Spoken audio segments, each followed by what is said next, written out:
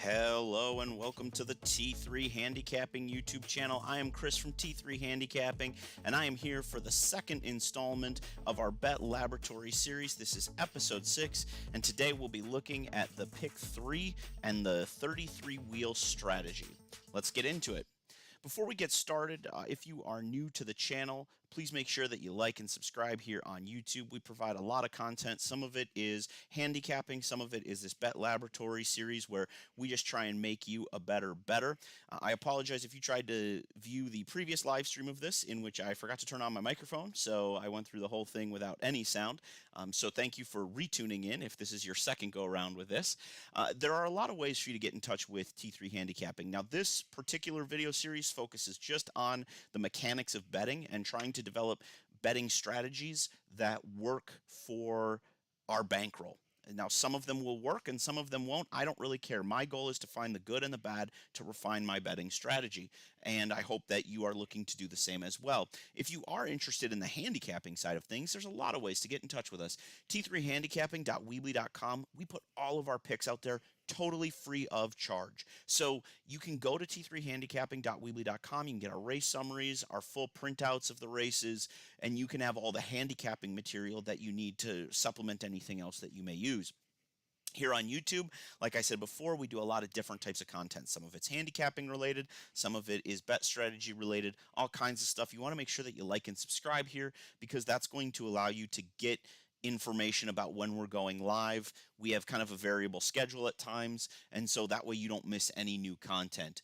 With our other social channels, we have Facebook and Twitter. You can follow us, like and follow our page on Facebook, T3 Handicapping Horse Racing, and you can follow me on Twitter at Handicapping T3. And I try and pump information out through those social channels at least on a daily basis so that you're always getting access to the upcoming day's picks and selections, at least on a high level, and then you can always go to our website if you want to get the full accoutrement of our picks. So let's jump into episode 6 of our Bet Laboratory strategies here. Today we're going to be looking at the pick 3, the winogram, which was episodes 1 through 5, focused on win betting. Now we're going to look at horizontal, and eventually we'll start to make our way through some of the vertical plays. Now, my goal with this strategy and with all of our strategies is always to produce enough data to get an idea as to whether or not something is a profitable strategy. And so with our winogram, we did about 5 days. I think we had somewhere between 10 and 12 tracks between those 5 days that we were able to pull data from, and it was pretty successful. This one, we're going to start today on Sunday, June 26th. We're going to run this thing through the week. The end of the week, obviously, we have a holiday weekend coming up with lots of racing. Not sure how many updates we'll be able to do, so I'm looking for this experiment to really be more of like a 10-day experiment to give us plenty of data points to use. It won't have quite as many plays as the winogram did, so that I think should give us a complete data set. And again, as we go throughout the process, I'll try and provide regular updates about how it's going to see if maybe it's something that you want to implement into your handicapping. So we're going to be talking in episode 6 about the 33 wheel. Now, if you've been following us on our other social channels, you might recognize the new version of the pick sheet here. This is something that I've been putting out there as a new way to sort of organize all of our picks into a very small window.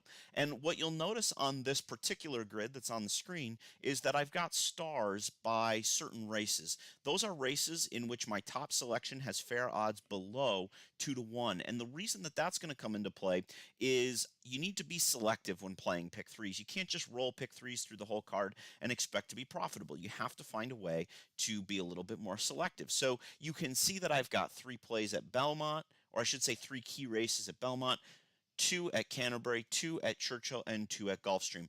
Now, I will clarify by saying that with these picks and with these fair odds of the top horse, they are subject to change because scratches have not been applied yet, and so that may adjust. So when I come back to do the recap on how day 1 went, just be aware that there may be some changes from this model because of the fact that scratches haven't come in. Now, if you do want a copy of this grid and this matrix, you can find it in our Facebook page as well as on my Twitter account. So plenty of ways for you to get this if you want to play along. But let's talk about how this 33 wheel strategy actually works. The name 33 wheel is because it goes 3 by 3 by a key horse. So what's going to happen is you're going to have a key horse, which is the most likely winner in a sequence. Those are indicated by the green stars on my pick sheet. Then around that horse, you're going to build pick threes using the following structure when possible.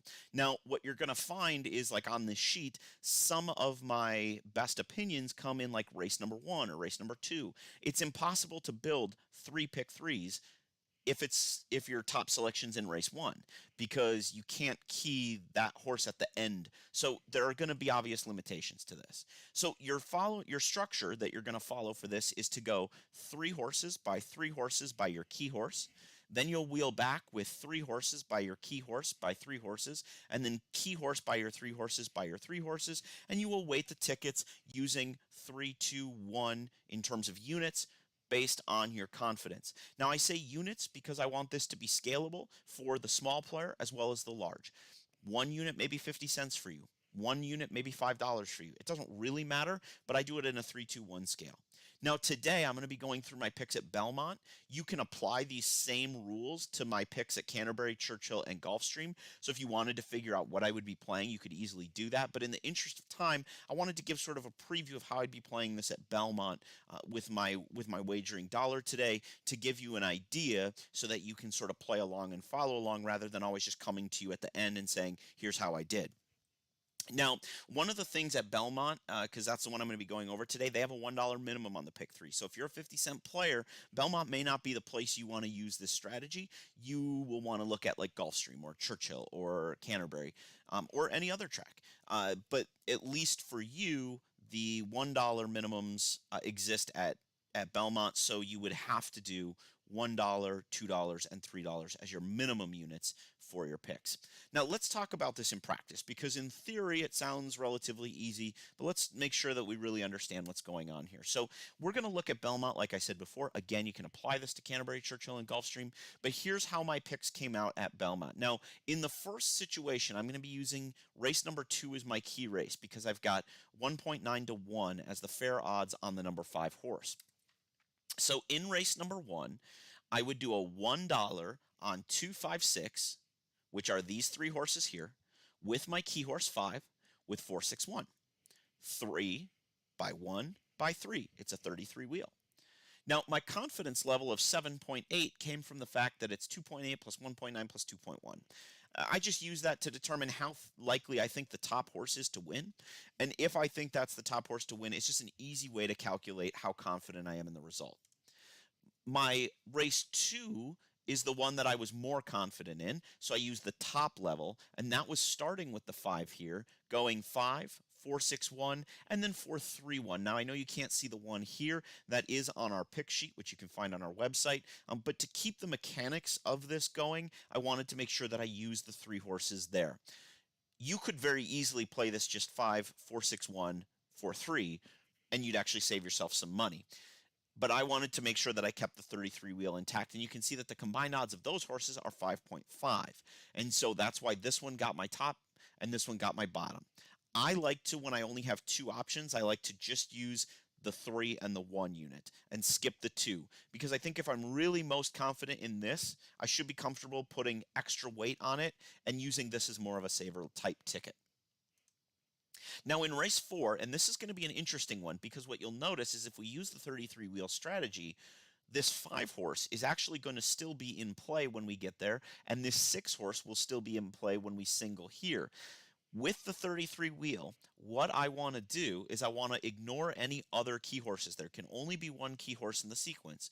So I'm going to have that same 5.5 confidence rating, but now I'm going to go 5, 4, 7. Again, I used the pick sheet to find my 3rd horse there, 4, 6, 1 with 4.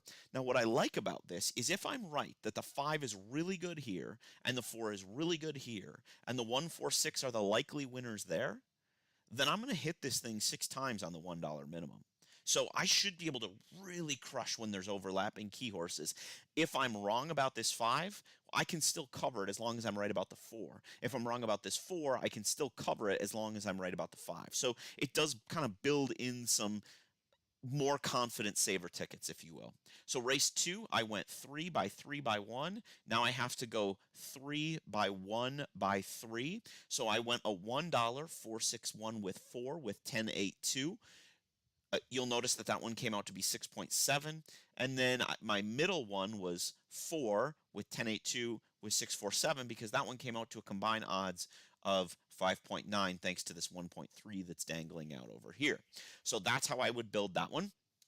And then in race 6, I would go starting in race 4. Again, you can see that that 4, I've now incorporated the 431, the 1082, and I've singled to the 6. I've come back with a 1082 with 6 with 157. And then my middle one was a 6, 157 with 762.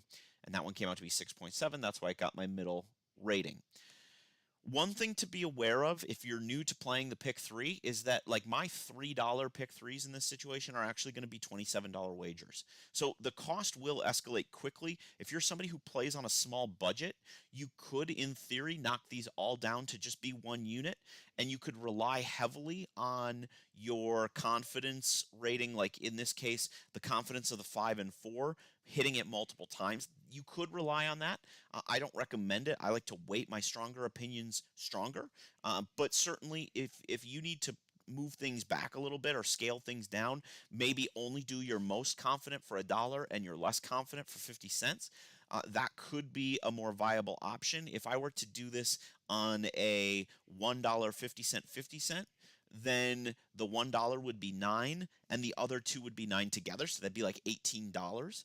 So that might be a more viable option than spending astronomical amounts for just a single sequence. So it's just something to think about there. You always need to bet within your budget. Remember, this is an experiment, so this could go horribly wrong. So if you're a $50 a day player, then you want to be careful about just diving into this head first and spending all kinds of money. I would recommend just playing along with some mythical wagers to see what sort of works for you and what doesn't, and then make modifications to make it fit within your bankroll. Again, the whole purpose of this series is just to get us to kind of figure out what fits within our bankroll. So that's how I would play Belmont Park. You'll notice I didn't play anything 7, 8, 9 because I don't have a key race anywhere in there. So you do have to be a little bit selective. Canterbury, I would have 2 horses that I would key through. This one would only be able to key in race 1, and this one would only be able to key in leg 2 and 3. I can't key this one in 1 because there is no 9th race. Again, you'd see some overlap at Churchill and Gulfstream, just like we had at Belmont, because the key horses happen to sit in 2 races side by side. So that's the 33 wheel. We're going to follow this, like I said, for the next 7, maybe 10 days to see how it goes. It may go well, it may not. If you have any ideas for betting strategies that you'd like to see us look at in the future, please make sure that you comment down below. Again, remember, if you want our full race summaries and our full printouts, you can go to our website, t3handicapping.weebly.com. If you would like to follow us and get these grids, you can do so on Facebook, Horse Racing, T3 Handicapping Horse Racing, or on Twitter at HandicappingT3. These grids are actually posted in there. And then, of course, make sure that you like and subscribe. On this Sunday, June 26th, as always, we hope that you cash those tickets.